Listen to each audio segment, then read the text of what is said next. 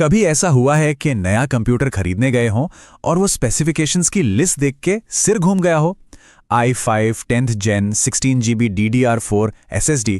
अरे भाई ये सब है क्या? ऐसा लगता है ना जैसे कोई सीक्रेट भाषा हो, कोई कोड हो, पर फिक्र की कोई बात नहीं है। आज हम इसी सीक्रेट कोड को क्रैक करने वाले हैं। अगर ऐसा लगता है तो यकीन मानिए ज्यादातर लोगों को ऐसा ही लगता है। तो आज हम क्या करेंगे? हम इन सभी स्पेसिफिकेशंस का मतलब समझेंगे। इससे होगा ये कि सब अपने कंप्यूटर को बेहतर तरीके से जान पाएंगे और अगली बार जब कोई नया सिस्टम लेना हो तो एक स्मार्ट फैसला ले पाएंगे। तो ये रहा हमारा आज का रोड मैप।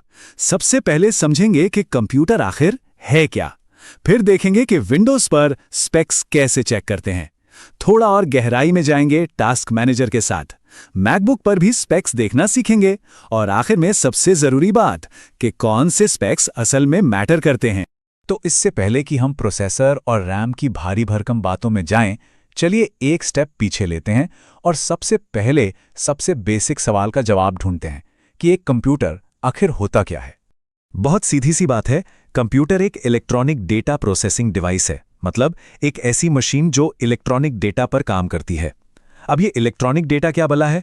अरे कुछ भी, हमारी तस्वीरें, गाने, वीडियोस, कोई भी डॉक्यूमेंट, ये सब इलेक्ट्रॉनिक डेटा ही तो है। तो कंप्यूटर का काम है इस सारे डिजिटल सामान को समझना और उस पर काम करना, उसे प्रोसेस करना। चलिए अब थ्योरी छोड़ के प्रैक्टिकल पर आते हैं। जिनके पास विंडोज पीसी है उनके लिए अपनी मशीन के अंदर झांकने का सबसे आसान तरीका है प्रॉपर्टीज विंडो। देखते हैं कि इसे खोलते कैसे हैं। ये बहुत ही आसान है। बस डेस्कटॉप पर दिस पीसी या कुछ पुराने सिस्टम्स में माई कंप्यूटर का आइकन ढूंढना है, उस पर करना है राइट क्लिक और फिर प्रॉपर्टीज सेलेक्ट कर लेना है। बस 2-3 क्लिक्स और कंप्यूटर की जो बेसिक कुंडली है वो सामने आ जाएगी। अच्छा, इस विंडो में 3 सबसे काम की चीजें दिखेंगी। पहला, प्रोसेसर जो कि कंप्यूटर का दिमाग है। दूसरा, इंस्टॉल्ड रैम यानी उसकी शॉर्ट टर्म मेमोरी कि वो एक साथ कितने काम याद रख सकता है। और तीसरा, सिस्टम टाइप। सिस्टम टाइप को समझ लीजिए कंप्यूटर की नींव, जो ये तय करती है कि उस पर किस तरह के सॉफ्टवेयर चलेंगे। चलिए एक एक करके इन तीनों को समझते हैं। अब प्रोसेसर का जो नाम होता है ना, वो खुद अपनी कहानी बता देता है। जैसे मान लीजिए लिखा है इंटेल कोर i5 10400F, तो इसमें i5 के बाद जो नंबर है उसके पहले 1 या 2 डिजिट देखिए। यहाँ 10 लिखा है। इसका सीधा मतलब है कि ये 10th जनरेशन का प्रोसेसर है। और ये जानना क्यों जरूरी है? क्योंकि कई बार एक नई जनरेशन का i5 पुरानी जनरेशन के i7 से भी ज्यादा तेज हो सकता है। तो सीधा सा नियम है, जनरेशन जितनी लेटेस्ट, प्रोसेसर उतना ही बेहतर, तेज और एफिशिएंट। वहीं पर सिस्टम टाइप में 64 बिट ऑपरेटिंग सिस्टम लिखा दिखेगा। ऑपरेटिंग सिस्टम मतलब वो मेन सॉफ्टवेयर जो पूरे कंप्यूटर को चलाता है, जैसे विंडोज या मैकओएस। तो 64 बिट होना इतना जरूरी क्यों है? वो इसलिए क्योंकि आजकल के जितने भी नए सॉफ्टवेयर्स हैं, गेम्स हैं, वो सब सिर्फ और सिर्फ 64 बिट सिस्टम पर ही चलते हैं। साथ ही ये ज्यादा रैम को भी ठीक से इस्तेमाल कर पाता है। नतीजा, कंप्यूटर मक्खन की तरह स्मूथ चलता है। तो ये पक्का कर लेना है कि सिस्टम 64 बिट ही हो। तो प्रॉपर्टीज विंडो तो बस ट्रेलर था। अगर कंप्यूटर की परफॉर्मेंस को लाइव देखना है, रियल टाइम में, और भी गहराई से समझना है, तो अगला स्टॉप है टास्क मैनेजर। और टास्क मैनेजर खोलने का सबसे फास्ट तरीका, एक प्रो टिप है कीबोर्ड शॉर्टकट, कंट्रोल, शिफ्ट और एस्केप। तीनों बटन एक साथ दबाइए और सीधा टास्क मैनेजर खुल जाएगा। वहां जाकर परफॉर्मेंस टैब पर क्लिक करना है। बस सिस्टम के हर पुर्जे की लाइव रिपोर्ट सामने होगी।